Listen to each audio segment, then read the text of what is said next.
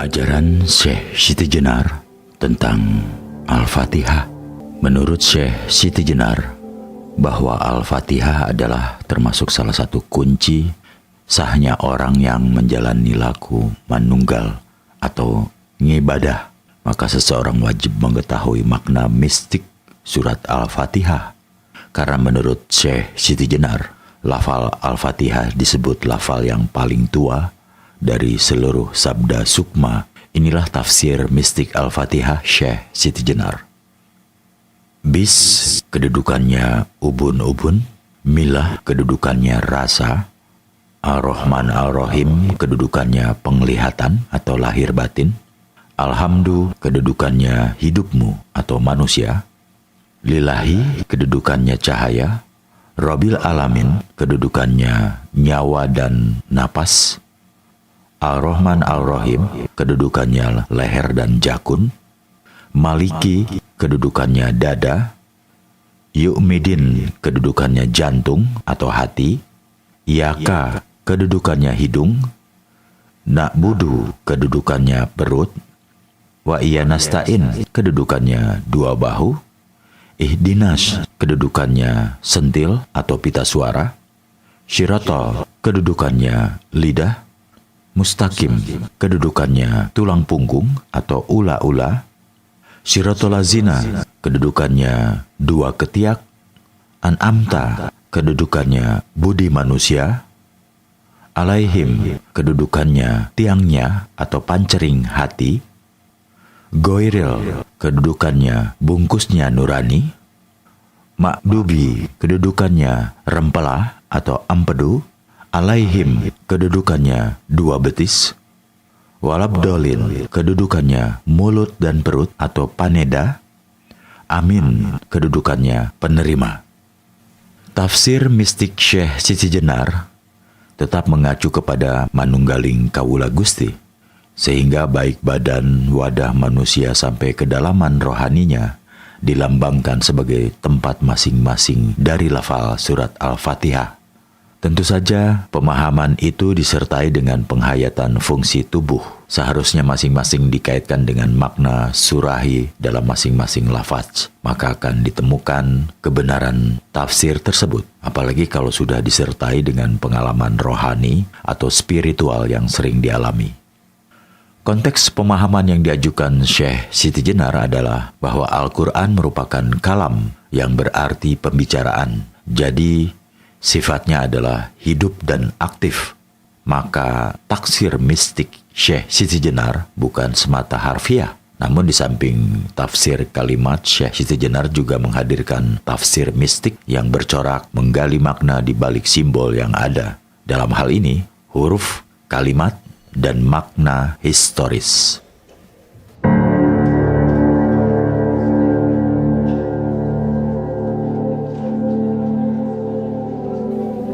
Di dunia ini, kita merupakan mayat-mayat yang cepat juga akan menjadi busuk dan bercampur tanah. Ketahuilah juga apa yang dinamakan Kawula Gusti tidak berkaitan dengan seorang manusia biasa seperti yang lain-lain. Kawula dan Gusti itu sudah ada dalam diriku. Siang malam tidak dapat memisahkan diriku dari mereka. Tetapi hanya untuk saat ini, nama Kawula Gusti itu berlaku, yaitu selama saya mati. Nanti, kalau saya sudah hidup lagi, Gusti dan Kawula lenyap. Yang tinggal hanya hidupku sendiri, ketentraman langgeng dalam ada sendiri. Bila kau belum menyadari kebenaran kata-kataku, maka dengan tepat dapat dikatakan bahwa kau masih terbenam dalam masa kematian. Di sini memang terdapat banyak hiburan aneka warna. Lebih banyak lagi hal-hal yang menimbulkan hawa nafsu. Tetapi kau tidak melihat bahwa itu hanya akibat panca indera. Itu hanya impian yang sama sekali tidak mengandung kebenaran dan sebentar lagi akan cepat lenyap. Gilalah orang-orang yang terikat padanya. Saya tidak merasa tertarik, tak sudi tersesat dalam kerajaan kematian. Satu-satunya yang kuusahakan ialah kembali kepada kehidupan. Syekh Siti Jenar menyatakan secara tegas bahwa dirinya sebagai Tuhan, ia memiliki hidup dan ada dalam dirinya sendiri, serta menjadi pangeran bagi seluruh isi dunia. sehingga didapatkan konsistensi antara keyakinan hati, pengalaman keagamaan, dan sikap perilaku zohirnya.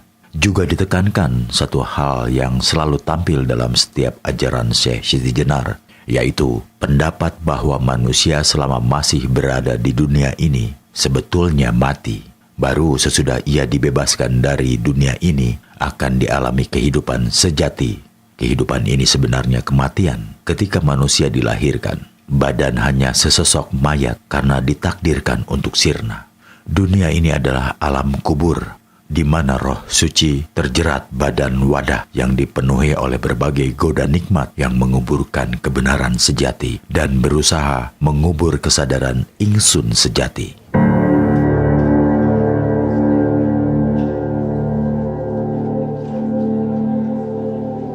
Syekh Siti Jenar berpendapat dan menganggap dirinya bersifat Muhammad, yaitu sifat Rasul yang sejati, sifat Muhammad yang kudus.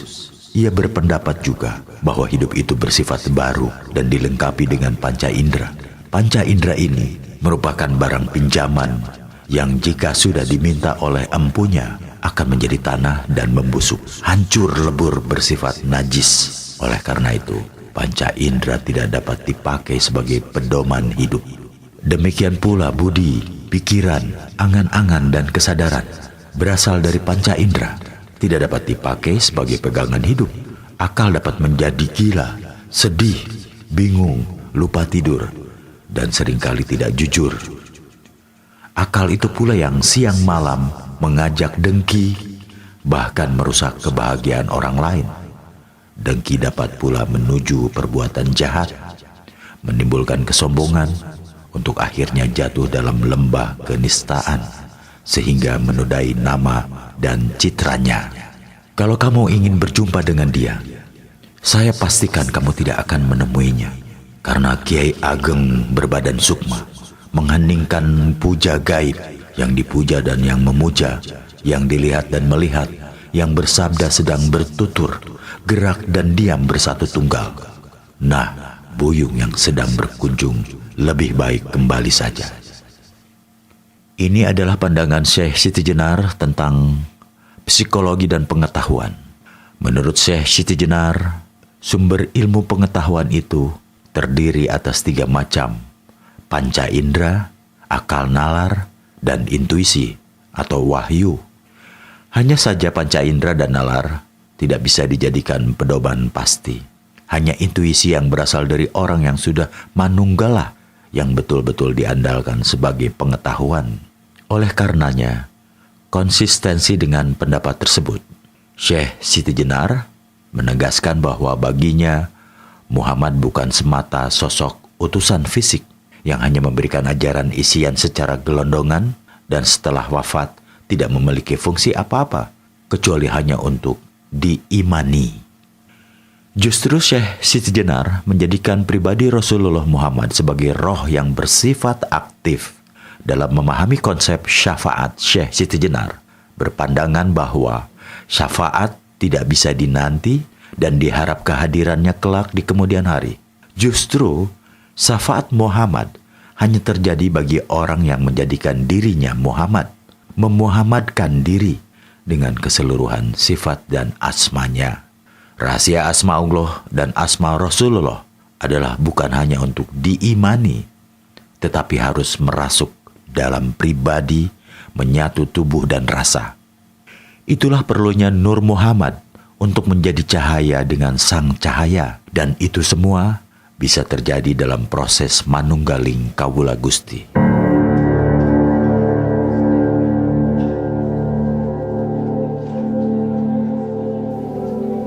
Bukan kehendak, angan-angan, bukan ingatan, pikir, atau niat. Hawa nafsu pun bukan juga kekosongan atau kehampaan. Penampilanku bagai mayat baru. Andai menjadi Gusti, jasadku dapat busuk bercampur debu. Napasku terhembus ke segala penjuru dunia, tanah, api, air. Kembali sebagai asalnya, yaitu kembali menjadi baru. Syekh Siti Jenar belum mau menuruti perintah Sultan. Hal itu disebabkan karena bumi, langit, dan sebagainya adalah kepunyaan seluruh manusia. Manusialah yang memberikan nama. Buktinya, sebelum saya lahir tidak ada.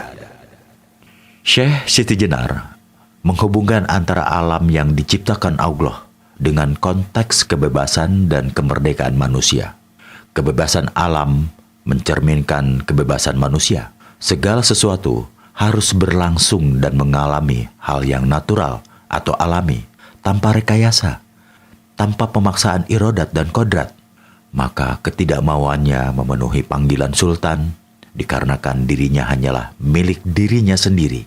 Jadi seluruh manusia masing-masing memiliki hak mengelola alam. Alam bukan milik negara atau raja, namun milik manusia bersama.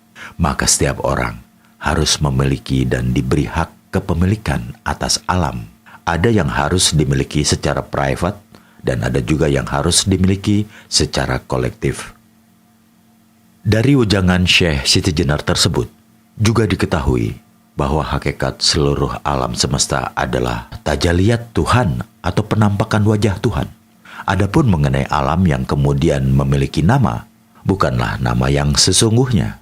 Karena segala sesuatu yang ada di muka bumi ini, manusialah yang memberi nama, termasuk nama Tuhan pun, dalam pandangan Syekh Siti Jenar, diberikan oleh manusia.